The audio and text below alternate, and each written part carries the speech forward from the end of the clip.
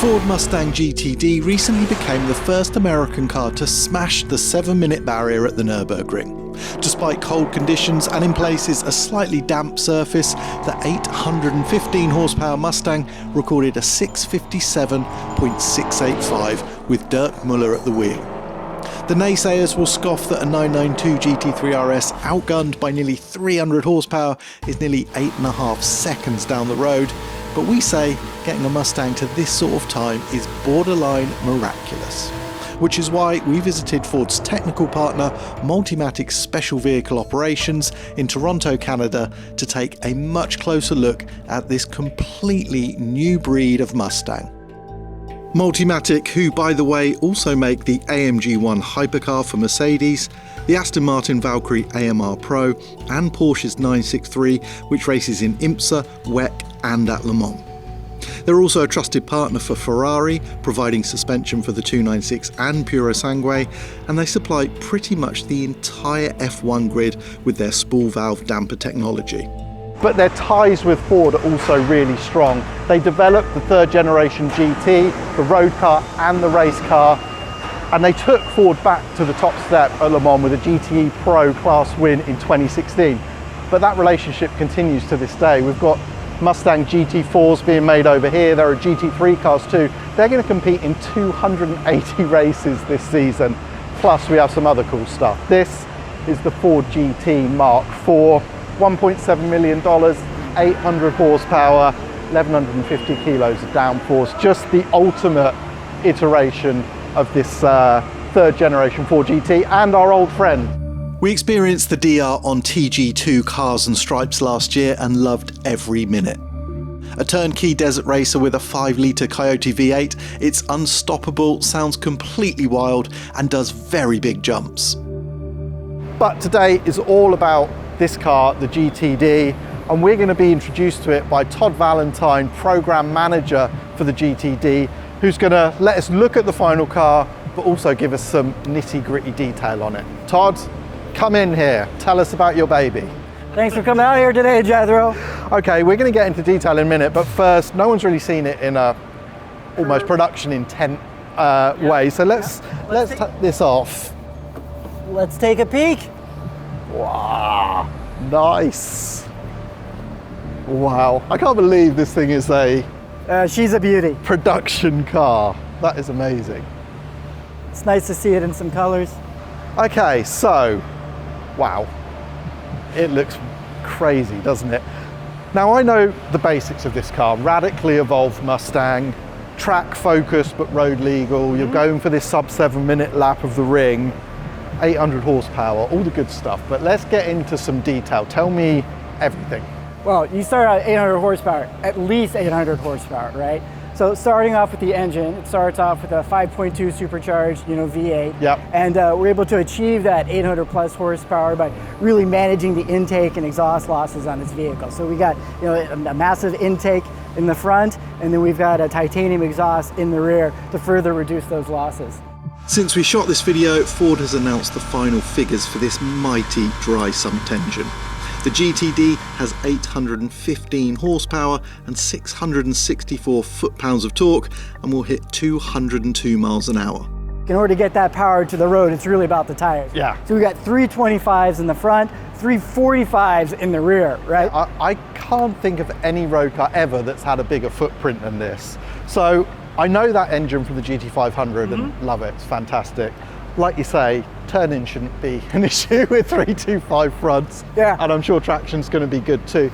But there's something new as well in that the transmission is now a transaxle, correct? Correct, right? So in order for us to really achieve that 50-50 weight distribution, we got an 8-speed DCT transaxle in the rear, right? So we got a high torque capacity transaxle in the rear, and it turns this thing into a track car, right? More so than any other Mustang before it.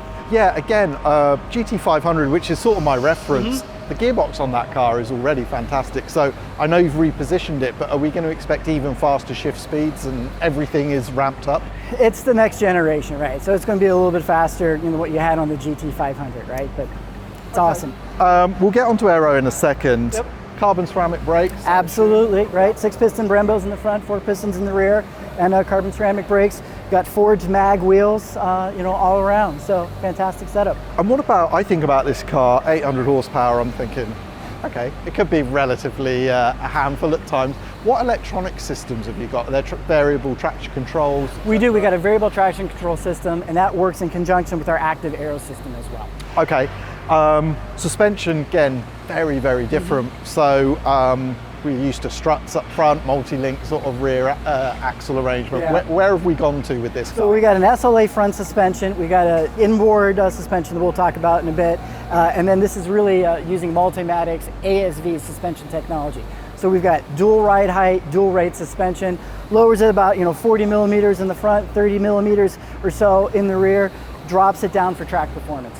Okay, I mean the whole thing is just a track monster, isn't it really? The inboard rear dampers are super cool. We'll have a look at those when we're in the car in a minute. But obviously, aero is king with this car. Absolutely. So take me through the aero. I think you have active aero on this as well as the stuff I can see. We do, we have active aero, and really this vehicle form follows function. When you take a look at the massive front fender vents, massive splitter in the front, right, and it all couples together with our active aero system. So we've got active aero in the front, flaps on the front to manage the airflow. We've got a full underbody floor, and then when we come back, really it's the rear wing, with the active aero and the drag reduction system. Yeah, this is quite a rear wing. So we've got the sort of swan neck, top mounted, supported wing, which is more efficient. But yeah, tell us about the active element of this. It doesn't do an air brake, it's more of the DRS. Correct, it's not active air brake, but what this is the drag reduction system. So you see this airfoil here will pivot up and down, for the drag reduction system. Okay, so as you can see, this is a comprehensive and unbelievably radical take on the Mustang. Todd, thank you for your time. Thank you. I'm now going to climb into this thing and get an impression of what it might feel like to be in the GTD. So it's Mustang radically evolved and distended on the outside, but the interior for the most part is, well, very Mustang-like. Although it has at least one very cool feature that showcases the engineering length sought to make this a proper GT3 RS rival. So this is the inboard pushrod operated adaptive spool valve suspension setup, and it looks glorious. It really is an engineering artwork. It certainly raises the whole level of how this car feels. I love that. I think that's a genius idea.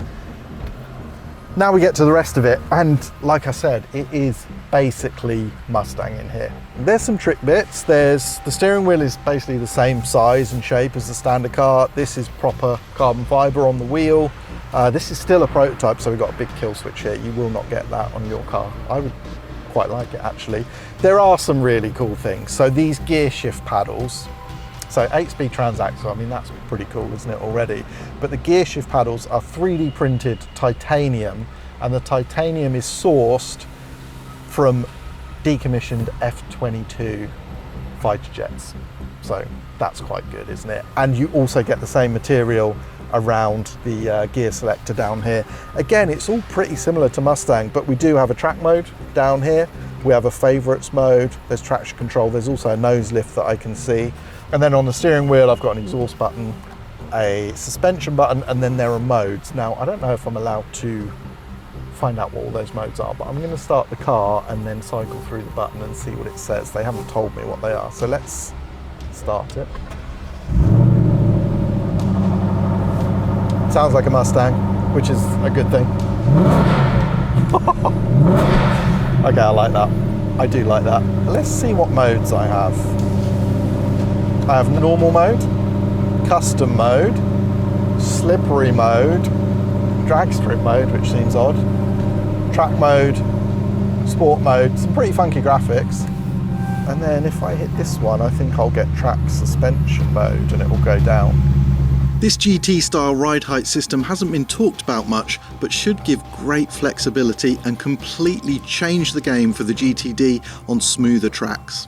Although it appears to even use this mode on the Nürburgring.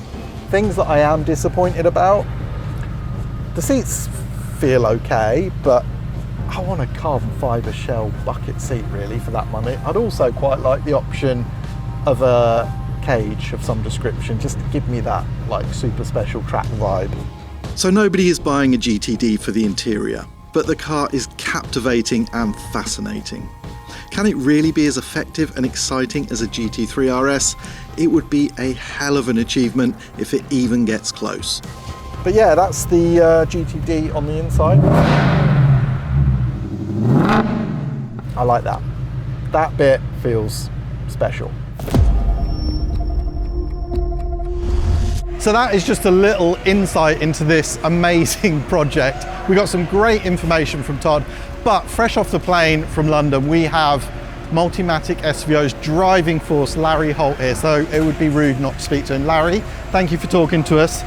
We've got loads of great details already on this car, but I want you in 60 seconds to tell everyone why they should want a Mustang GTD. Well, first of all, because it's awesome. It's going to be the most hot-rodded Mustang hot rod ever. Going to compete with cars like the AMG GT, Porsche GT3 RS. We've already had it out on the Autobahn, so we know it's better than the Porsche on the Autobahn. We've had it at the Nürburgring, but right now we're just bedding it in and making sure that it'll go around there. And then our first target is get it under 7 minutes. We're pretty confident it's going to do that. So it's based on a race car. That's another. I mean, if you look at the GT3 car we're running and this car, if you quick glance, they look like the same car. It's full of really cool suspension, inboard suspension, double ride height, double rate. I mean, it's got all the same kind of stuff that the Ford GT had in a Mustang. So yeah, it's just awesome. So there it is from the man himself. This car is, I've been a bit blown away by the detail on it in person. Can't wait to drive it. And as he said, it's going to be awesome.